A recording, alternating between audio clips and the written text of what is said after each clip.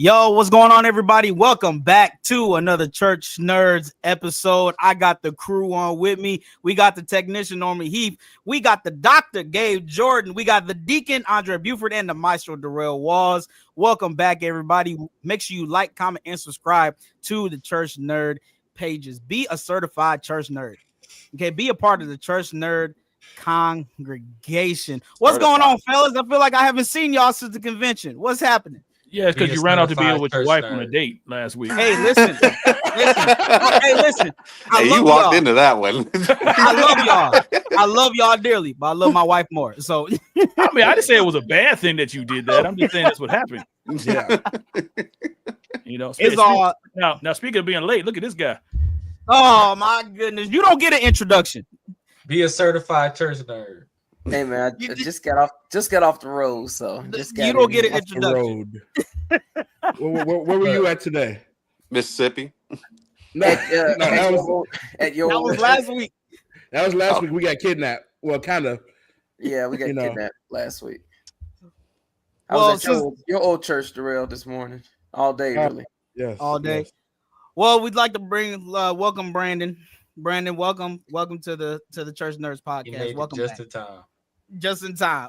Just in time before the gates close. He may not come when you want him. Oh my God! But he's always there on time. Listen, we got the Church Nerd congregation. We got him in the chat right there. There was no anointing right there. Whatever. We got Auntie Delphine. One is missing. Yeah, Pastor Brian Evans. He will not be on with us. He actually has schoolwork that he has to finish, so he won't be on with us. And Jackie is on, fellas. What's up, Jack? Hey, everybody, be nice. Jackie. I thought you was saying she was backstage. No, no. Table for two, please. Table for two. Hey, listen, we got ourselves a good episode tonight. Listen, we have one of our pastors of our great Reformation on with us, man. Listen, this man of God is an author. He is an entrepreneur. He is a PK, as most of us on here are. Okay. Mm-hmm. He is the pastor of Christ Temple Christian Life Center in Louisville, Kentucky. Yeah. I want everybody to welcome none other than the convention manager of the PCNFI, Bishop Michael Ford Jr. Yes. And you forgot retired fireman, Jay. He is a retired fireman for sure. I didn't know that. Yes. Man, putting out fires everywhere. 23 years on the Louisville Fire Department. Yeah, weren't you like a fire chief or something like that, Bishop? My last 5 years, I was the assistant fire chief for Louisville. Wow. Wow. That's awesome. That's amazing, Bishop. Bishop, welcome to the Church Nerds podcast. Listen, we've been trying to get you on for the longest, but your pastor told us not to get you on here for a while. I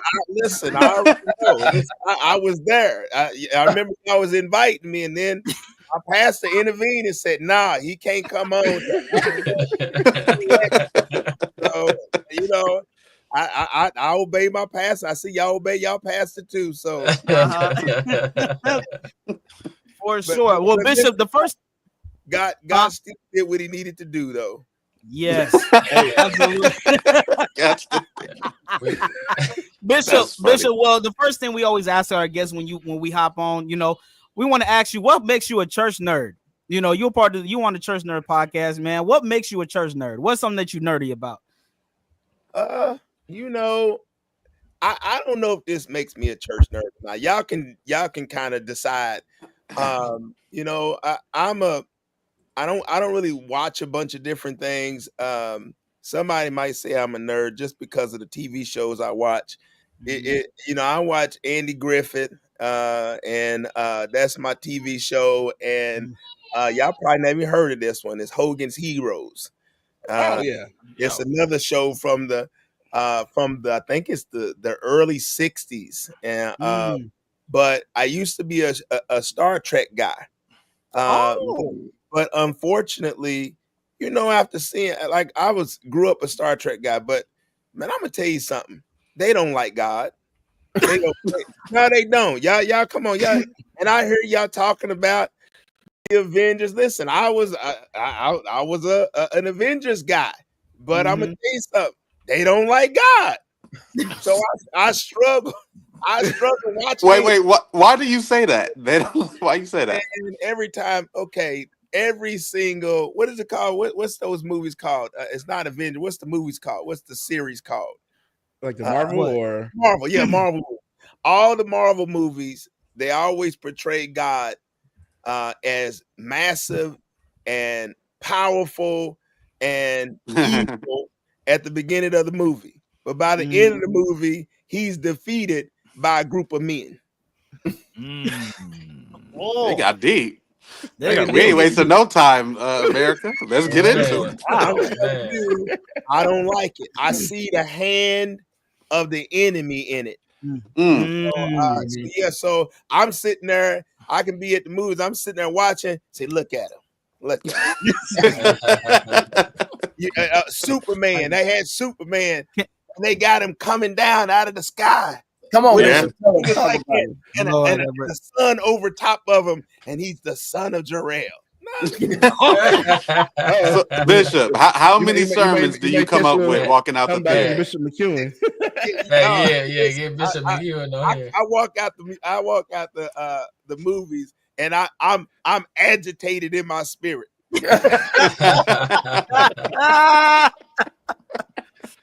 That's hilarious. Bishop, are you a big sports guy too?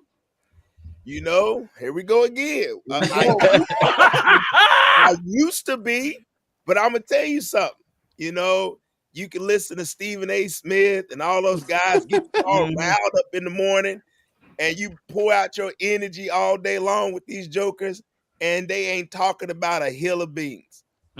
And so the last really what took me out years ago, I was at the firehouse, and this is probably 15 years ago. And I'm watching the University of Louisville football team play Miami. If we beat Miami, we are in the running for a national championship. And these jokers kept kicking to Devin Hester. And I'm talking about he's running everything back. And when I tell you, in front of all the men that was there, I lost my mind. I'm talking about I was going ballistic, crazy. And then when I walked out, the Lord spoke to me. And he said, was it good for you to get that angry over a football game? And I'm like, Lord, I get excited about it. He said, no. He said, I asked you a question. Was it good for you to get that angry over a football game? And I was like, no, Lord, I guess I showed out a little bit too much. He said, don't worry about it. He said, I forgive you, but I'm putting you on a fast. And I was like, a fast? He said, you're going to fast from all sports. Oh, wow. And I was like, wait a minute. I said, well, Lord, the Super Bowl's coming up, and there's some good stuff coming up. I said, Lord, how long is this fast? He said, until I say so. And he didn't say so for 3 years. Oh, wow. So for 3 years, I didn't watch any sports. Wow. Now, when was this? This was probably 15 years ago. I was elder in the church, not a pastor yet, but just I was one of the elders, and just walking with the Lord. But I heard the voice of God, and He told me, put me on this fast. 3 years I went on a sports fast, and when I tell you, when I came back when He finally said, "All right, Mike, you can watch it," I didn't want to watch it. It was all gone. So to this day, here's how I watch sports. Like I like the Golden State Warriors. All right. So here's how I watch them. I'll look at the end of the game. Did they win? I look at the score. If they won, then I'll pull up the highlights. The ones where it's just the scores. Yeah. So I'll watch Steph do all the scoring, and that takes me 5 minutes, and then I'm like, all right, that was nice. That's how I watch sports now. I don't do nothing else. And then maybe if my team gets to a championship game, or something like that, then I'll watch it. But I will say this. I was at the Olympics and watched Steph put that dagger in at that France team. I was in the building. You was there? I was there. Wow. I was down on that little the second section there, and you talk about the craziest atmosphere Well, I didn't know you were there. I didn't know you was there. I watched that game live. It was insane just watching it. It was crazier in person. Woo. And when I tell you, I had took me and my wife, and we went and I'm telling you, to see LeBron, Steph, KD running down the court together. Whoa, that was nice. Wow. That's about as much sports as I kind of get into. You know, it's crazy you bring that up. I'm an avid sports card collector, and it's a card. It's a 1-on-1. It's a card with all of their autographs, authentic, with memorabilia, game worn material. Wow. With all of their autographs on it, it's worth $25 million. Somebody has a bounty on it for $25 million. It hasn't been pulled yet, not to our knowledge, but it's so sought after. It's the most expensive memorabilia card to date. Especially after that game, because that was the one. France was there in their home country. It's been talked about the world and caught up to the NBA, which they have, because some of the best players are foreign players now. Yeah. So Jay was panicking in the group chat, by the way. I was panicking. I'm not gonna lie. I was panicking. Tell you something. They had a reason to panic. Y'all had a reason to panic. I was sitting in the section. The tickets I got was with the French people, and I mean they were partying. I'm talking about, because I knew I got scared when the one dude comes down the lane and just dunks on LeBron. Them, I was like, I know you're talking about. I know what play you're talking about. I was like, we are in trouble. They was not afraid. No, they weren't. No, they wasn't. Man, he started pulling it. It was a fantastic. Yeah. Fantastic. Especially that last shot. I believe that's the last time you're going to get to see them play together. Yeah. Yeah. I mean, when you going to see that again? Yeah. So since you're here, LeBron or MJ, who you got? Here we go. Gabe wanted to bring this up. So let me say this, because I gotta be honest. I do not like Michael Jordan. Okay, so I grew up as a Knicks fan, and Michael Jordan understand. Was the Antichrist. All right, so I never liked him, and so, but I know he was great and all that stuff. But the thing I've always liked about LeBron is I liked his style of play. I liked how he was a sharer with his teammates. Like, it wasn't. People always say he's scared of the big shot. Not really. He don't mind giving it to the open guy. I like his team play more than I like Jordan. Is Jordan better than and greater? Maybe, probably.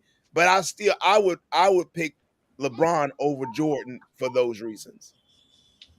Gabe didn't like that. Gabe didn't like that one little. You had me up until that little part. That little part, you was right there. Well, Bishop, listen, we thank you for hopping on and let us know what you want. But we have a good conversation and a few, important questions that we want to ask you, man. You like all of us on here, we're PKs, and and you're a PK yourself. Obviously your father, Bishop Michael Ford Sr. We miss him dearly, the great. What was it like growing up as Bishop Ford Sr.'s son?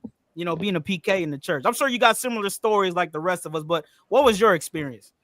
Well, let me tell you something, because it wasn't just dad. Dad was such a tremendous duo with my mother, Lady Wanda Ford, Mother Wanda Ford. I'm gonna tell you something. One of the things I see with PKs is we got a bad mentality, and we need to fix it. And it's your job as parents now to fix this mentality that we got. I remember my mother, it was one of the first conventions we ever came to. I think we was in Atlanta or something. I can't remember what it was now, but I remember my mother telling me, she said, I want y'all to go to that PK kids thing. And we was like, really? She said, yeah. She said, let me tell you something though. She said, I don't care what they tell you. You ain't better than nobody. She says, so if you think you're going to walk out of here and you think you better than somebody, you got another thing coming. She said, you are not better than anybody. She said, now, other thing is, I don't want y'all crying and whining about what you think somebody did to you and the saints don't like you. And you ain't no different than nobody. And our mother, what she was doing was straightening out any thought that we might have that you somehow are special. You not that special, right? You ain't no different. You ain't no better than nobody else. So don't walk around with any kind of arrogance. Don't walk around with any kind of upper, high-mindedness. And then the other thing she would tell us is, she says sometimes, because I remember going to the meeting, and the meeting, some people would tell us and talk about, all that we go through as PK kids. Come on, you ain't going through nothing more than anybody else. But somebody said in your head, you not that big of a wonder. And the other thing she would tell us, she would challenge us. She would say, okay, she said, all these people who are upset, PKs that are mad at the people of God. She said, you know what they never considered? That the reason why they eating is because of the people of God. The reason they got clothes on their back is because of the people's God. They're tithing, they're giving. So my mother straightened our heads out before we could get messed up. Wow. And I think that's what the job of every pastor, leader. Straighten your kids' heads out. Just like you've been called to be a servant, then that means that they can't get upset while you're serving, you don't get treated right or something happens. Here's another thing. That's why you can't tell them everything. All right? A lot of parents, they trying to be their kids' friend and they talking too much. They let them hear too much. My kids never heard us talking about, the saints are doing this to us. No, they never heard it. And I never heard that from my parents. So I'll pause. Maybe y'all got something out of there. I don't know. Oh wow. No, That's good. That's good. Brother. That's good, Bishop. That's real good. That's good, Bishop. For real. That's really, really good. We needed you to come to that last one because they just gave us some old Chick-fil-A and said, let's play some games. Some of us. Amazing. No, man, stop doing dude. You just rebuked some of us in this group. Well, wait, let me tell you something. I'm gonna tell y'all something. You talk about dad's legacy, and I heard something. I wasn't able to make Bishop Moore's. I wasn't able to make his anniversary or his celebration, his legacy celebration, though we did send a gift. But our church anniversary is at the same time. But Bishop Gates, I heard a snippet of something he said, and he talked about how legacy isn't legacy unless you pass it on, unless it's lived out in the next generation. It ain't legacy then, right? And too many people, the reason why it can't be passed to that next generation is somehow, some way, we feel entitled to something. Wow. Something. I followed my dad, but let's be clear. It wasn't my dad's church. Right? Say it again. Right. So our church has been in existence for 92 years. Dad pastored for 28 of those years. But he wasn't trying to pass the church as a legacy piece to his son for his son. No, what he had done was work to prepare a leader that could take the legacy to the next level and to the next generation. And I watch so many sons of pastors somehow believe in their crazy way of thinking that I'm supposed to get my dad's church. Wrong. Right. It ain't your dad's church.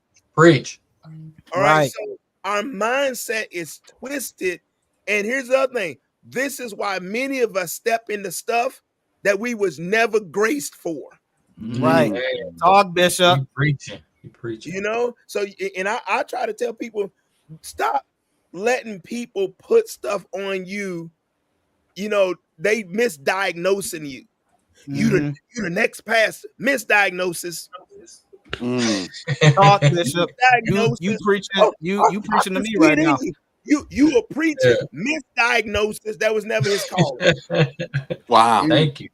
You know, but because of our desire to be somebody, we think that if I can be the main guy, then all of a sudden I'm gonna be somebody. Well, if you wasn't graced for it, you ain't gonna not be somebody. You're gonna be a mess.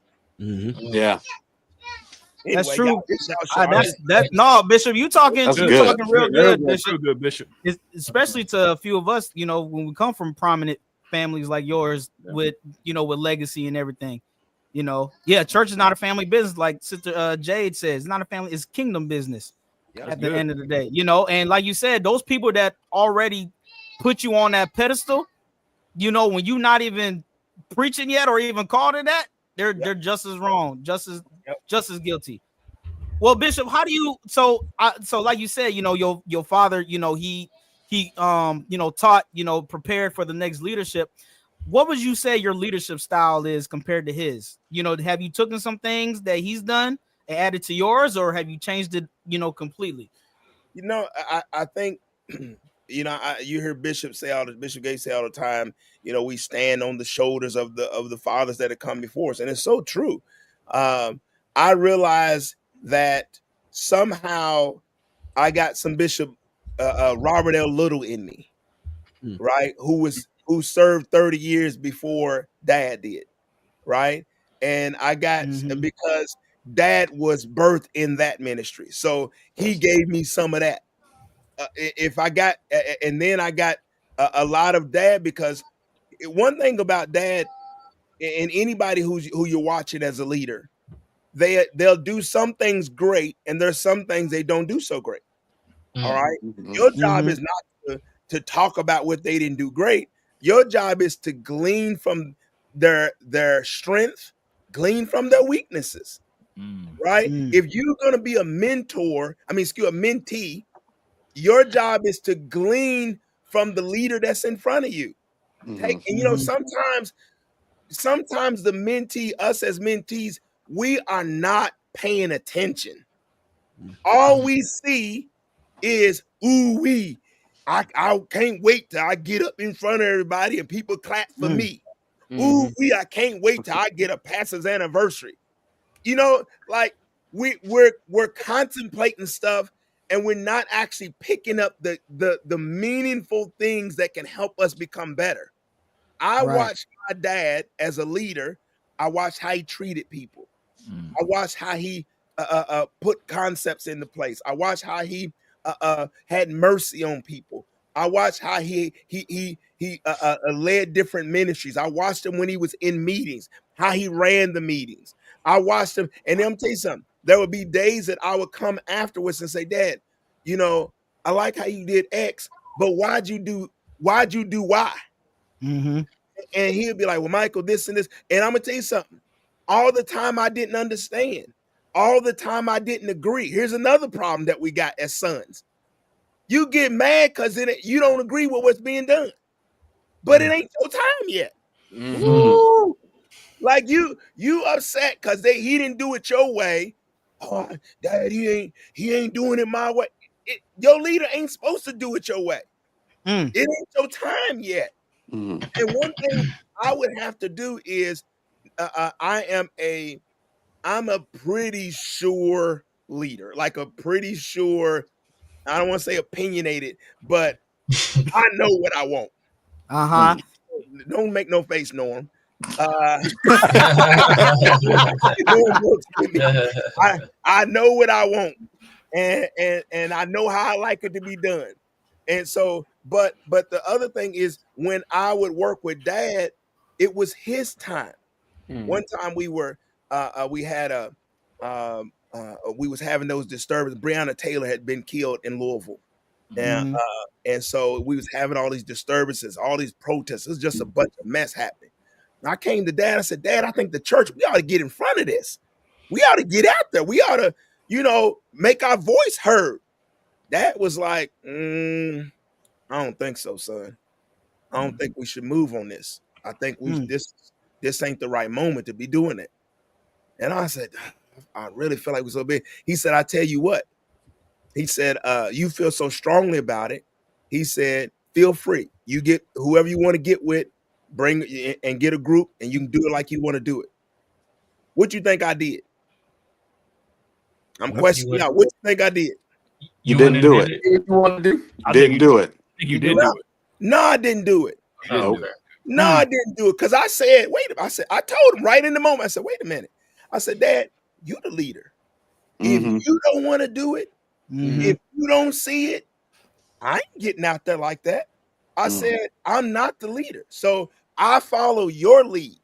And so a lot of times as we get with our leader, sometimes you don't know when, and I've watched some guys, I try to help them too. You don't know when to shut up. Like as sometimes the leader has, okay, there's times that the leader will ask you your advice. And when he asks you your advice, give it to him, your best advice. But then there's sometimes he didn't ask you what you think. So it don't mean that means you don't have a right to give your opinion. Do what he said do. That's hard for people to swallow. Do what he told you to do. Yeah. Right? And when you learn how to do that, what will happen is you'll find that you're growing as a leader, and also you're growing in trust with the leader. So when was the first, like, can you walk us to that first moment you knew you were called by God to pastor? And in between that time and now, like, were there ever any instances to where people tried to push you maybe before your time, like they saw something in you and say, hey, Doc, I mean, you could go over there if you want to and do this or do that. Like, what was that like? So, sometimes knowing that I was supposed to pastor, I can't exactly pinpoint when that was, but I will say this. I always knew God was going to use me. And I think if you're birthed in Christ, something in your heart should say, man, God want to do something with me. Right? That's good. Pastoring, that can be whatever God, see, and that's another thing. We got to get out of the mindset the only thing that you can do to serve God is to be in the pulpit. No, I think the majority of us are supposed to be in our neighborhoods, on our jobs, in our schools, with our families, and minister in those places. But I'll tell you, when I started growing in Christ, spending time in prayer, which is another thing I challenge many of our people. We done left prayer. We'll spend time. I'll spend time. I remember I would go work at UPS. I got saved when I was 19, and I went and started working at UPS. I would come home. It'd be 3:00 in the morning when I get home, and I decided I'm going to start praying when I get home. So I would spend an hour in prayer at 3:00 in the morning when I got home. And then I would spend time in the word. I said, I'm gonna spend time in the word. And it was as I would spend time in the word and in prayer, I started to realize, man, God's talking to me. He's showing me stuff. He's giving me things to do. Then I started working and serving in the church. And as I started serving in the church, I started building those leadership muscles. And I started to realize, okay, God is using me here. He's using me there. And so I think as you progress, it should start with your prayer time. It should start with reading the word of God. Then it should start with service. It's in the serving that you find out who you are. Wow, that's good. Wow, that's good, man. Too many people trying to jump to leadership and they have never served. Woo. I agree. That's good, Bishop. Wow. And just to pause here for a second, we want everyone. We have a lot of people watching. Listen, y'all, if you haven't done so already, make sure you like, comment, and subscribe, man. Share this chat right now because this is good wisdom that we're getting tonight. We do have a question from Auntie Delphine in the chat. Norm, can you put Auntie Delphine's question up?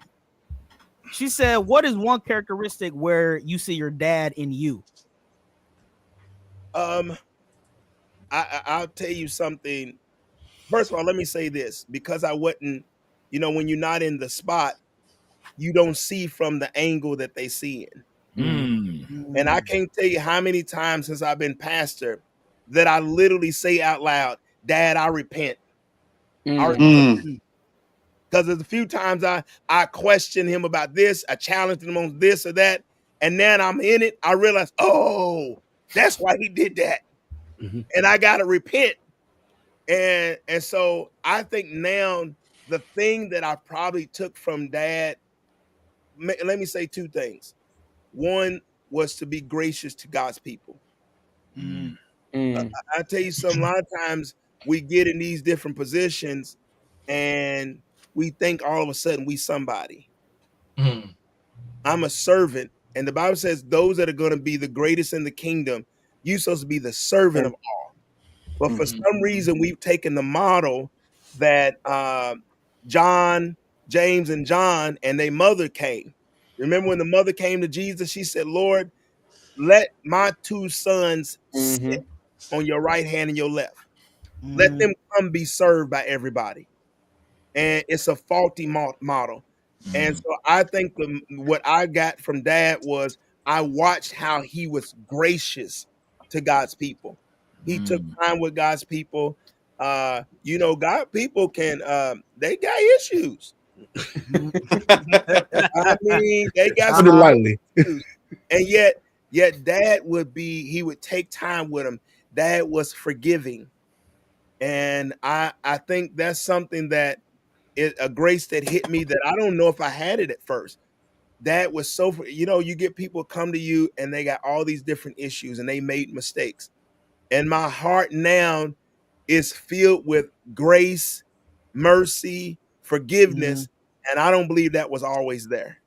But I watched him model that in front of me. I can't tell you how many times I would say, Dad, they left the church and then they talking about you. And Dad would send them some money. Dad would bring them back into the church. And I'd be like, Dad, you gonna let them? And I try to get him riled up.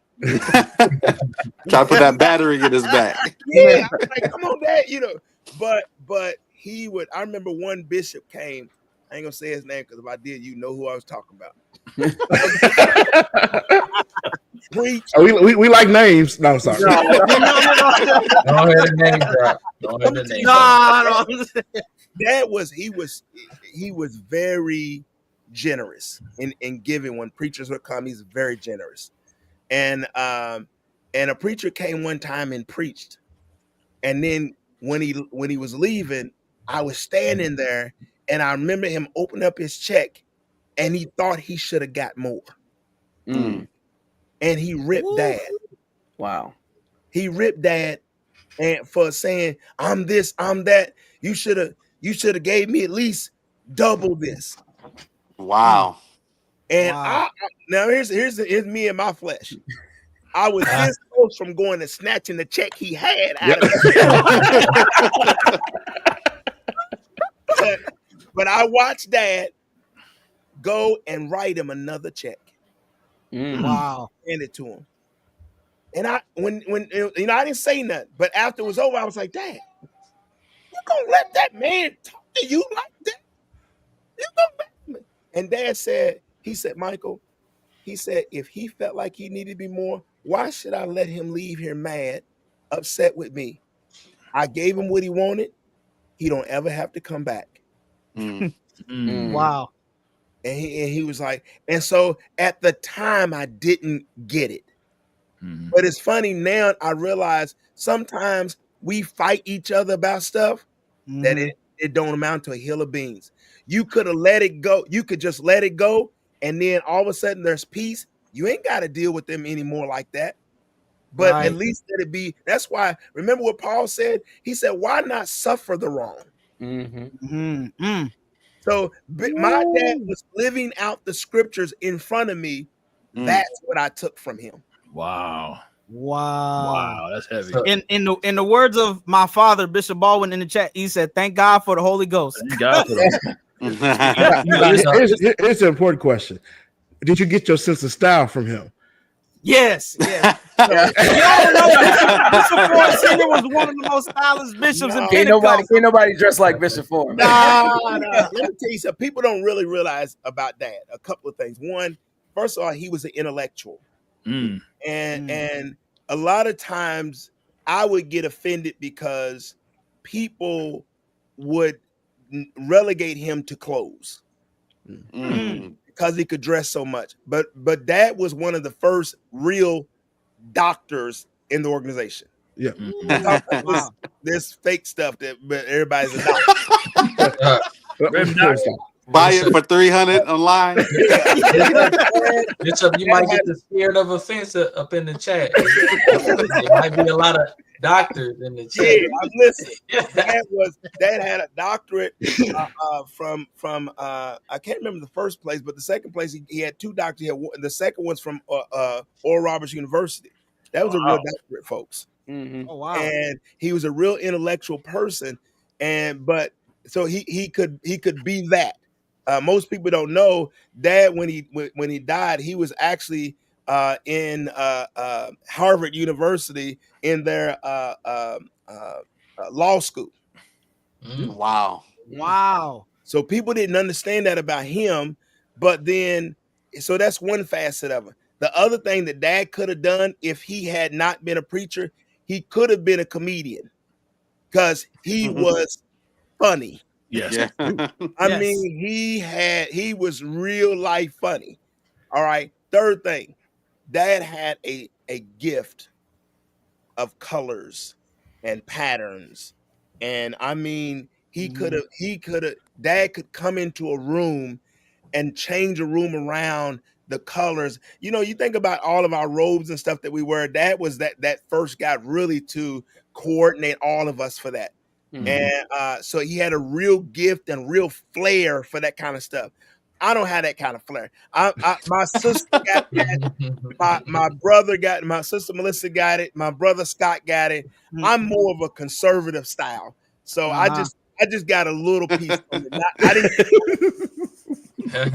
My father said, and his birthday and my dad's birthday is on the same day, August 27th. That's right.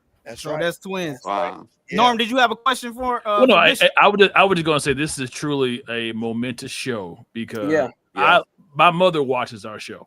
I have never seen her put anything in the comment line. No, I was wondering if that was Pastor Heath. I was going to ask her, do you consider your son I got nothing else I got to say. I'm happy.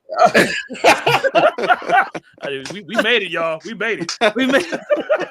Now, Bishop, you are the convention manager of our organization. And we know it takes a lot to plan events. What are some of the key strategies that you've done to come up with some of our events? You know, because I know it's a lot in the background. Well, let me say this, you know, because I thank God for allowing me to serve in this capacity. But I would be a fake and a liar to act like I'm doing this thing. A couple of things that have come together to make this thing really pop right. First thing was Bishop Gates becoming the presiding bishop. All right. His leadership from the top has put most of this stuff together. Starting with the next thing I will tell you is anything you want to do significant, anything you want to do big, anything you want to do excellent, you need a team. I try to teach this to our pastors and our leaders. If you want to do anything with any kind of significance, you got to bring people together. You got to empower them. And then you got to let them go cook in the kitchen that they good at. Let them cook. Let them cook. Let them cook. You know, and one thing that I think our team has done very well. Now, I tell you, when we first started together 9 years ago, when Bishop Gates came in, there was a lot of personality clashes. But I think one of even my own skill set is I don't care about your personality. I don't. I love it, Bishop. Explain, man. I don't care about your personality. I don't care about. Let me tell you something else. I say this to my church. I say to everybody I lead, excuses don't bless me. I don't care about your excuses. Like, all I want you to do is get focused on the thing you supposed to get done, and all the other stuff will handle itself. You know what I found out? Winning pushes out all the foolishness. Mm-hmm. People like to be successful. Right. And I think when our team came together, we let the program team who like to program, we let them cook. That's what you do good. Mm-hmm. We let the people who do technology, we let them do their technology. I don't want to do the technology. So why should I be all in their business trying to figure out no, they got their parameters. Let them cook. All right. And I think finding everybody and getting everybody in their lane is such a blessing to our team. I actually say now it's easy now. I mean, I would just tell you flat, I feel like now the convention now with the team we got, I don't think it's a stress on any of us. All right. And maybe, and not to say we're not working hard, not to say that ain't a lot of time we put in it, but I would say finding people that will work together is one thing. Let me say this before, and I'll throw it back to y'all, is getting people that don't mind working. I'm gonna tell you something. I'm sorry, I don't know how to say this, but just say it, Bishop. Say it. Say it, Bishop. You all right? It's a safe space. It's a safe space. This is safe space. All of America. Our people, they say they want big, but they lazy. Say it again. We can be a very lazy people. When anybody come and talk to me, well, you know, Bishop, I couldn't get it done because I'm doing so much. I want to pull out my list of all the stuff I do every day, and yet I was able to do it. Why now you done gave yourself permission not to get your work done that the team needed to be done? Yeah. So I think finding people that will put in the work. I'm gonna tell you something. I got a high motor.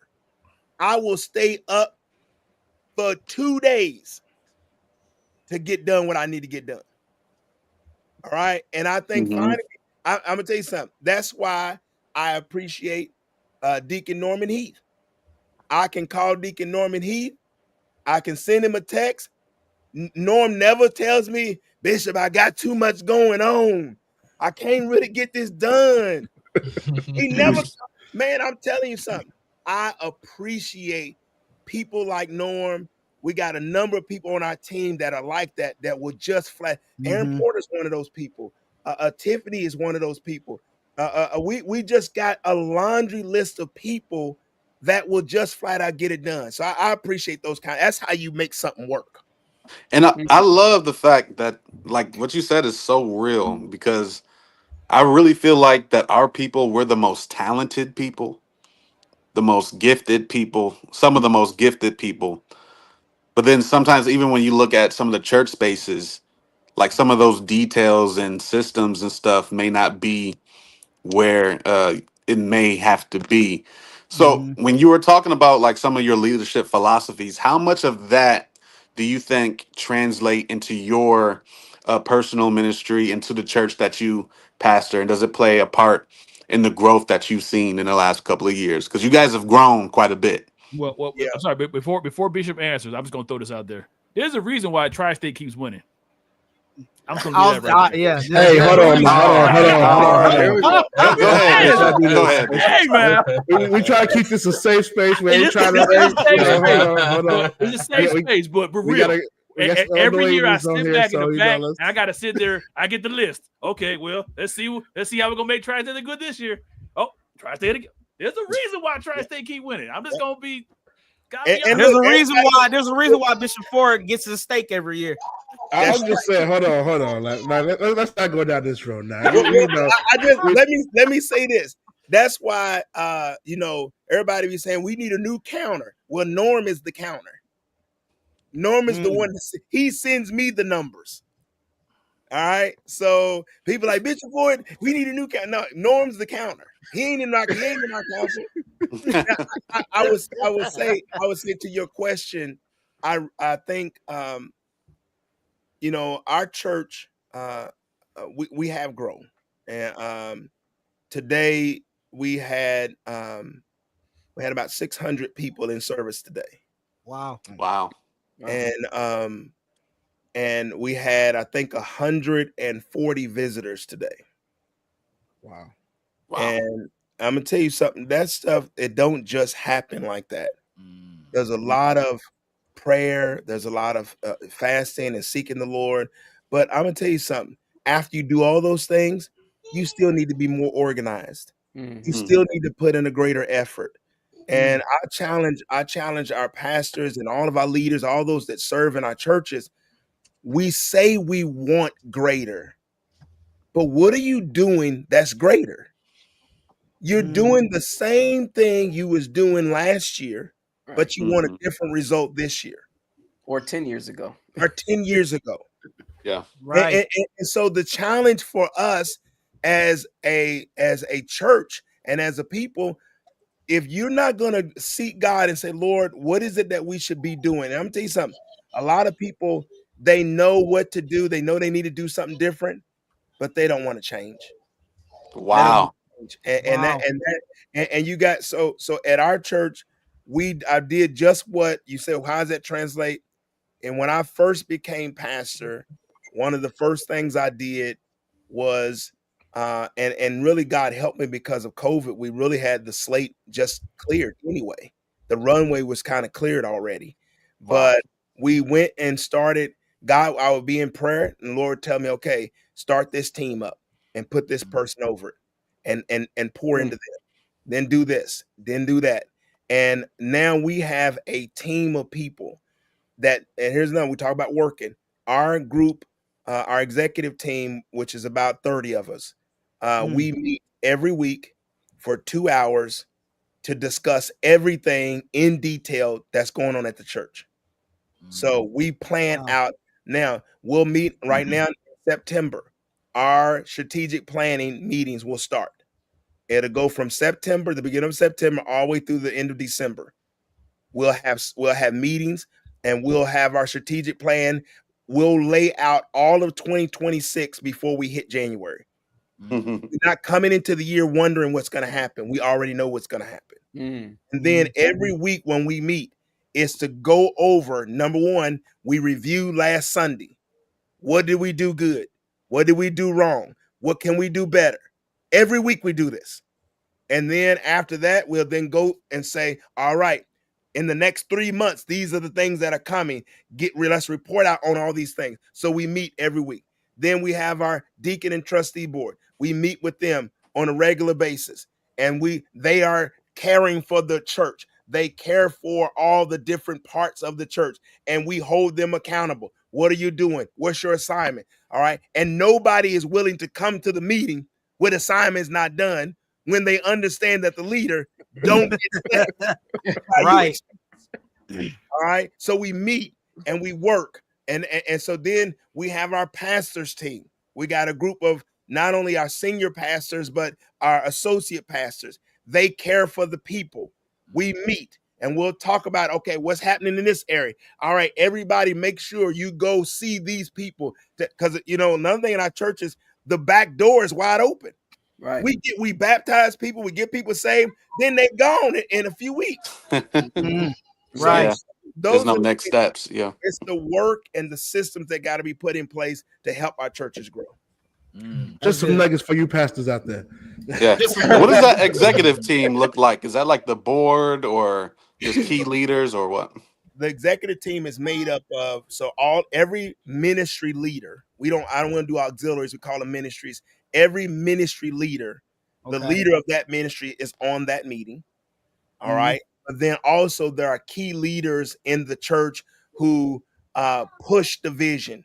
They represent different parts and different people that can give godly advice to me. So I'm sitting in a multitude of counselors. And so when we're talking about X, generally the way I handle it is I listen to everybody before I give my opinion on it. So everybody can be free and I don't have to sway the opinion. Then I still get the final say, but I've had a chance to hear different perspectives on how we should do this a better way. Awesome. Good. Yeah. So Bishop, real quick.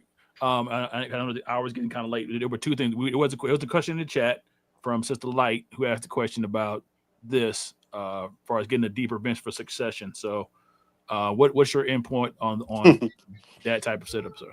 That's a good question. One of the mandates. Thank you, Sister Monica. Every leader in my church. I mean, every leader, their assignment is to have their replacement. So everybody's supposed to have somebody who they're walking with and training. And I just literally just told, it was two people that I was dealing with just on Tuesday, 2 leaders. And I told them they're faithful, great at what they do. And I flat out told them, you are a threat to the ministry. And they were like, what do you mean, Bishop? I said, you're a complete threat to the ministry because you have failed to bring anybody along with you to know and understand what you do.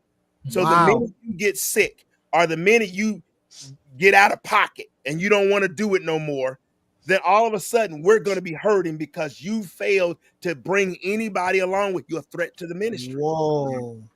So my challenge to all of our leaders, and even me as a pastor, I may not have the leader yet who is going to succeed me. I don't know who that is yet. I'm believing God will reveal it, and that's if I'm not the last leader. But right now we're developing the bench. I have a honorary bishop that serves with me, a district elder that serves with me in the church, and then we have associate pastors. We have 20 associate pastors. Wow. Who help me serve the people. Yeah. That's good. So Timothy wants to know, does that work for musicians as well? In terms of, I assume you're talking about like having people behind them. Yeah, I mean, you know, it's a threat to our ministries that nobody can. And here's another thing: if nobody's behind the guy, don't they get arrogant? Can't they get kind of arrogant? I'll never forget when Dad was living years ago. We had a drummer, and the drummer felt like he couldn't be replaced. But I told Dad one time, he said, "You need me." And you know that I don't believe everybody's got that mentality, but I think the church is in jeopardy when there's no replacements behind those people that are in front. We're constantly bringing our children along, bringing our teenagers. At Christ Temple, it is completely unacceptable for you to be a bench warmer. Amen. You know, Bishop, you know, this is all good and you know, you dropping nuggets. I mean, Treasurer congregation, if Bishop is dropping nuggets, tell him that he's cooking right now. Let him know in the chat. Let him know that he's cooking. All right, because Bishop, I got an idea for I'm gonna speak on behalf. I'm gonna have them back me on this. Norman and Brian. All right, Dre, I was wondering, you've been quiet today. This is the quiet Dre has ever been on the episode. On behalf of the IHC tech team, I like that. Let them cook. We might need to put that on the back of some shirts, so people can leave us alone while we cook. I'm just kidding. Look, that means a lot coming from Dre because you know he's a Democrat. So. First of all, we're not gonna get in the politics game. See, there you go, stirring up. We're having a good show. You always gotta act up. We've been having a good show. So Bishop, before we get out of here, this is my personal question. One thing, tell us about Master Builders, honestly, because I know you've been doing it for a long time, and I've never really had time to slow down enough to learn more about it. So tell us about it. What's going down with that? So Master Builders Academy, we started. It's a entrepreneurship, investing, professional, personal development organization. It was during the Obama years, so it was. I think we are 13 years now. In 13 years we've been in existence. But I was sitting in the church, and I was watching during the Obama years all these different people getting laid off. And I was just watching the people in the church losing their jobs, folk broke, you know, Bishop was asking for some money about something needed to be fixed, and didn't have no money. And I was grieved about it. And I asked God, I said, Lord, what can be done to help our people? And so he gave me this concept of Master Builders Academy, but I thought it was a one-time deal. I thought I put a retreat together. It was a 3-day retreat where we brought all these people in. We taught them entrepreneurship, business, investing. We talked about those things. And when I was done, I was like, it was a lot of work. And I was like, whoo, that's all done now. And the Lord was like, nah, that was just the beginning. He said, you think they got it? They did. He said they dropped it the minute they got out of there. Nobody's doing nothing. I was like, man. So we started Master. We brought a team together, and we started doing a Master Builders Academy. And we bring all these people together, and we started teaching how to start a business, how to work, do well on your job. Because a lot of people, black folk, many of us, we be like, I don't know why they not promoting us. I mean, why they not promoting us? And I'd be like, I was like, first of all, y'all the first people to say, as soon as they ask you to do something on your job, that ain't my job description. I'm volunteering for that. Well, that's why they don't promote you. You don't even know anything. All you know is your position. You don't know the job. And so we started teaching people that, and we started watching people get promotions after promotion. Then we started teaching about building businesses. Well, then we started seeing many people at our church started building businesses. We also started seeing that organization was bringing people that weren't saved into the church. Wow. Now we started dealing with investing, and now we're heavy on real estate now. I think I just saw Pastor John Mays. He's the president over Master Builders Academy. But now we've been teaching people how to get wealth. You know what we found out? Black people really don't know about how money works. We know how money spends, right? But we don't know how to make the money go work for us. And so we teach people. Right now on Master Builders Academy, there's a free course that we give. I think it's still free. They might be charging for it now. I'm not sure. But there's a free course on there that talks about financial literacy, that teaches in a very simple way how to understand your money. And then we started talking about these real. So I can tell you now, we probably have now at our church, probably at least 30, 40 people now, families that own real estate property now. Ooh, wow. That's awesome.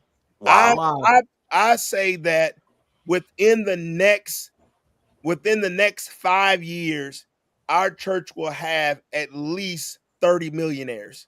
Wow. In Jesus' name. In Jesus' name, claiming it. So we're not stingy. We're sharers. Right. We've been sharing this with the PCFI. I think our first convention that we came to was in I believe it was in Orlando in 2019. We brought it there for 2 days. We brought it there. And so every convention since then, we have brought it to the convention.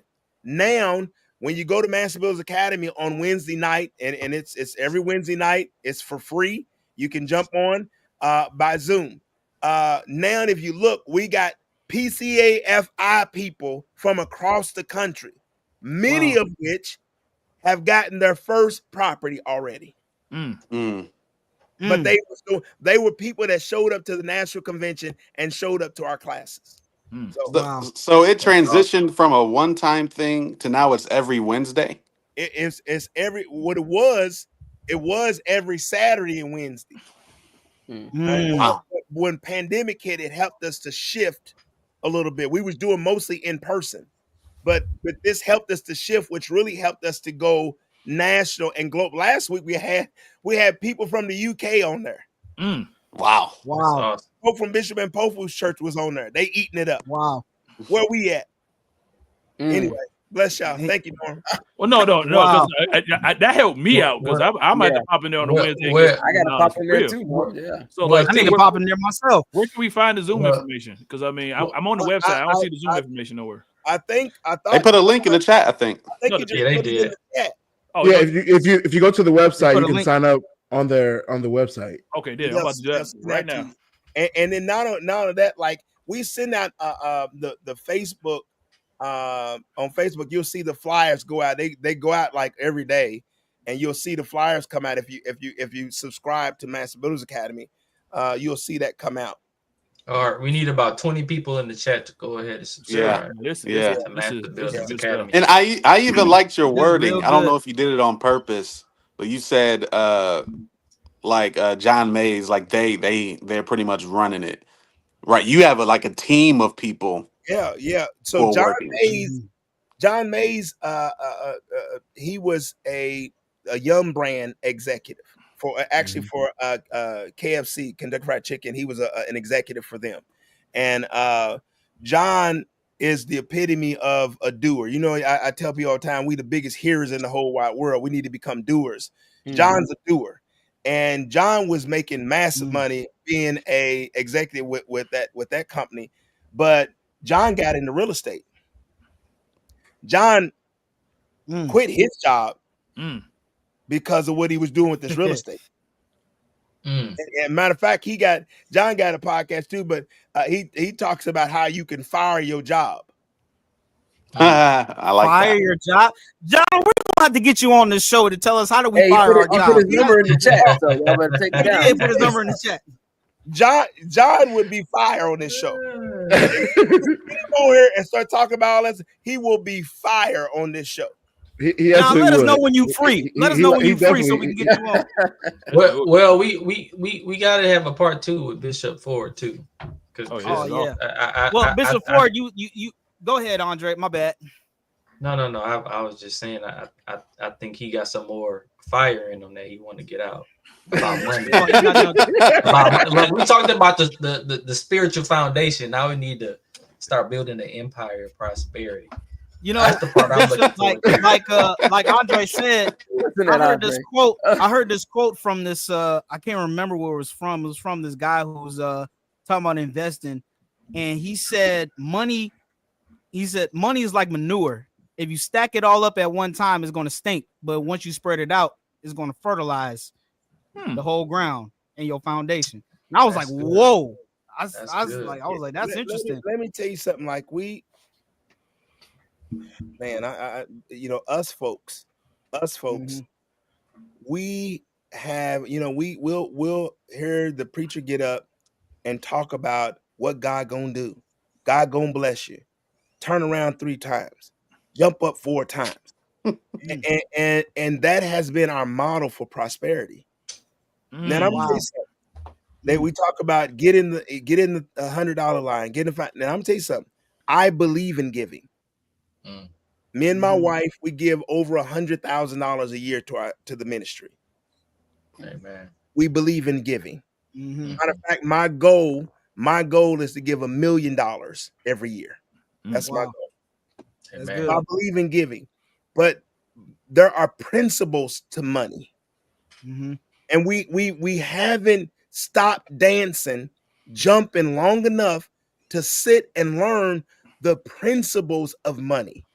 And it's available to. That's why, and I'm not gonna get political here.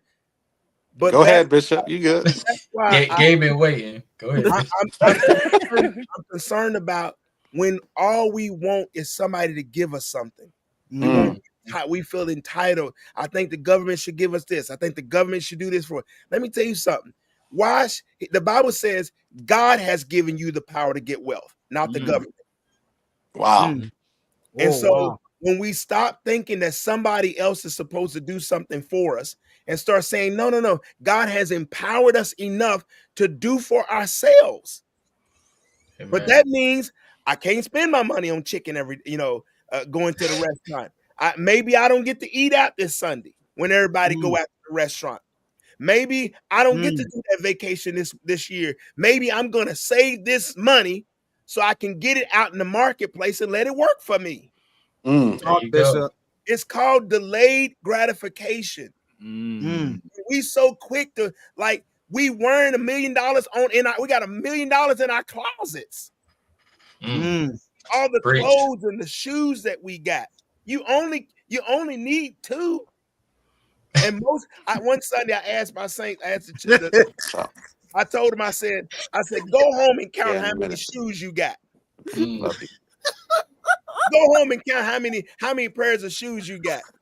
And they came back. You know, people came back and said, I have 100 pair of shoes. Dang. Wow. Goodness. Yeah. Go and count how many shoes you got.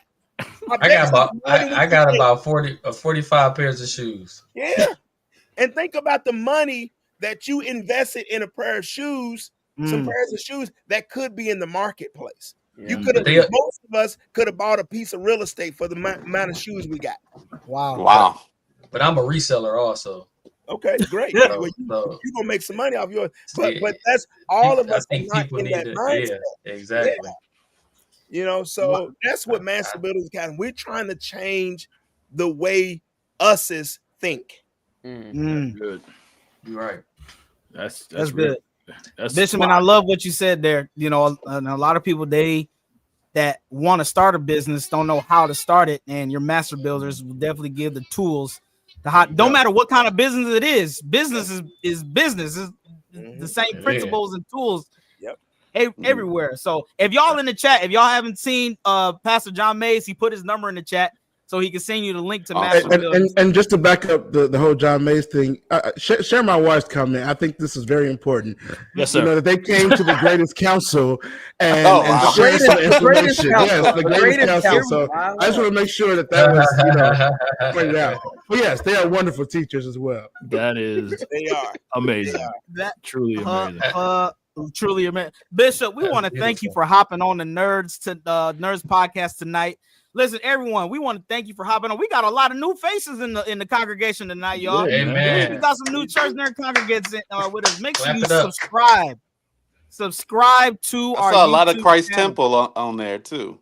Well, you know, hey. Oh yeah, they were definitely supporting their pastor. Hey, that's one thing I know about Louisville. One thing I know about Tri-State and Christ Temple Christian Life. They're gonna ride for their own now. They're gonna be in the chat. We appreciate you, Christ Temple. Well, what is Christ Temple? You got some Greater Mountain people there too. Yeah, some Greater Mountain. Appreciate you too, Greater Mountain. Oh, Adriana, I saw Adriana in here. Listen, hey, Bishop Ford, we saw you do that shouting challenge on TikTok. You did all right. It went too bad. It went. Well, this new technology, this social media, they be trying to get me to do stuff, and it was so funny. The night before they tried to get me to do what's that clothes one they talk about? I'm wearing this. I'm wearing, and I was like, you know what? Y'all ain't gonna get me on there. And so prideful is. Look, so prideful. No, I wasn't gonna do that one. So you didn't want to show the Rolly. You didn't want to show that. No, you know, I used to have a Rolly. It was a fake one though. Me too. I used to sport it, and then I told I one day the Lord said, "Why don't you take this off until you can get a real one?" So I've never worn it again. And now I might could go get a real one, but now I don't want to pay for that one. I can get the house. Right. You don't. Somebody stole my fake one. I'm glad they took it. I didn't need it, but I'm so glad they got it because they really needed it. I don't think that's what they wanted. Listen, we want all y'all. Make sure you like, comment, subscribe to the Church Nerds pages, man. Listen, if y'all don't know, Facebook, they delete videos after 30 days. So we want all of our subscribers here on Facebook to go over to our YouTube and subscribe to us on YouTube. All right. So you can have the Church Nerds in your pocket. Listen to us while you're at work or on the road, whatever it is that you got to do. Bishop Ford laid some bombshells tonight. And we definitely gonna have to bring him back. We're gonna bring him back so we can cook. We might even have Pastor John Mays on with us too, so we can talk about Master Builders as well. So once again, we are the Church Nerds. Norm, what we got for a video tonight? Well, you know, Bishop, just to give you a heads up, Norm does videos at the end of each show. So am I released? You are released, Bishop. So thank you for joining us. We truly Bishop. Thank you so much. I got homework to do. So bless y'all. Finish your work, Bishop. Finish your work. Thank you. Love you, Bishop. All right. Yes. What a wonderful show, y'all. This was wonderful show, everybody. Amazing. And everybody, thank you all. I think that might have been my favorite, man. I'm not gonna lie. Man, your favorite show? We done had some bangers. Bishop Gates been on here. We done had some. Pastor B gonna be mad he missed this show. He definitely is. I don't think so. He ain't trying to be with us no way. Brian been waiting to take a Sunday off for a minute. So, well, in honor of Bishop Ford and Master Builders and finding your own way of doing business, they say marketing and the way you market is super, super important when you have a business. So let's just see what happens when you try to market something. And we'll see what this guy does. Hi, I'm Tom Michaels, and I want to invite you to my new laundromat, White's Only Laundry. We specialize in only washing in white laundry, so your linens, socks, and undershirts will look fresher than ever. By focusing just on white laundry, our prices are 25% lower than the other guys. Plus, get an extra 10% discount by singing our slogan at the register.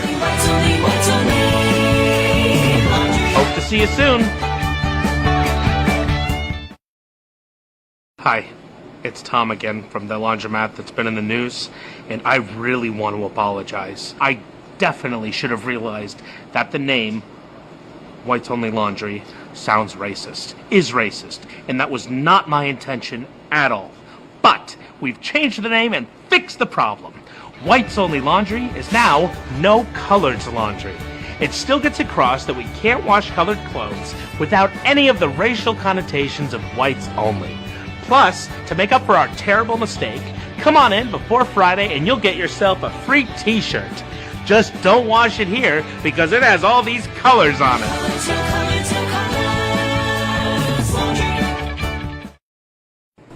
Hi, it's Tom again.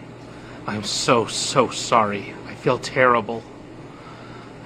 Obviously, changing the name only made things worse, and neither one of those are appropriate names for a laundromat or any business or anything.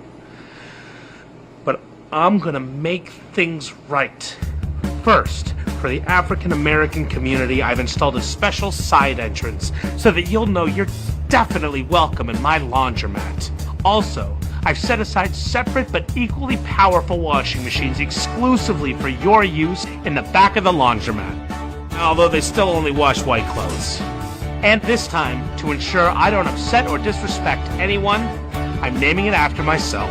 And since my sister just had a baby, everybody come on down to Uncle Tom's Laundromat. Remember, whites only, no coloreds, and black center through a special side entrance. Marketing is very important. I love somebody who needs to learn business. Hopefully they go to Master Builders next time. Make sure you go to Master Builders next time. I was gonna say we know he go to had Master no team. Builders. We know he had no team behind him. Learn how to name your business first before you get it started. Learn how to name. He ain't had no team behind him. No, not at all. He was doing that all by himself. So and also I saw in the comment that apparently Sister Adriana's mother still has it out for me. So y'all gotta pray. Does she? Yeah, she has. She has it out for me. Apparently, I did what Tom did. I just said something and it just went down the wrong way. Sister Adriana's mother, please forgive me. I wish I could formally call you by your name, but I don't know it. So I'm just going to call you Sister Adriana's mother. I don't know. Unless one of my brothers can help me. What is her? Oh, y'all gonna leave me out there by myself? Thank you, Brandon. Okay. Let's go ahead and wrap this up, Jay. By myself. She's a beautiful spirit. She is a beautiful, and her daughter preached an amazing message. She did. YC Fire Service. I'm just gonna stop talking now. Hilarious. No. You were at the fire service. The Norm is crazy. Listen, once again, I am Jay Ball. We got Mr. Pearl. Thank you, Mr. Pearl. Thank you, Sister Pearl, for rebuking Norm openly. What? I'm forgiven.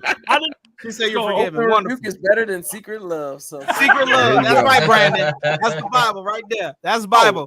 One last thing. So what about is I Pray coming back again? Did I see something about that, Brandon? Yeah, I Pray is coming back September 27th. All right, plug. Yeah, there's a plug. There we go.